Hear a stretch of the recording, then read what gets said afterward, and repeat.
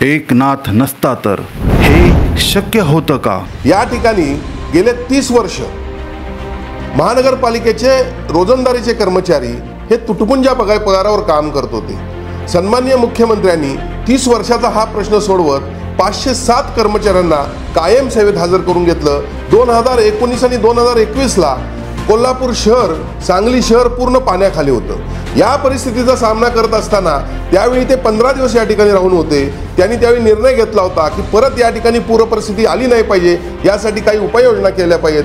Maharashtra institution for transformation या संस्थेच्या माध्यमातून 3200 कोटीचा MRTP प्रोजेक्ट, जो ज्याला फ्लड कंट्रोल प्रोजेक्ट आपण म्हणतो, तो त्यांनी मंजूर केला। हा प्रकल्प मंजूर झालेला आहे। वर्ल्ड बँकेने त्याला 2700 कोटी रुपये दिलेले आहेत।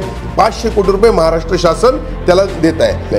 आपल्याला माहित आहे काही दिवसापूर्वी केशवराव भोसले नाट्यगृह जळून गेलं।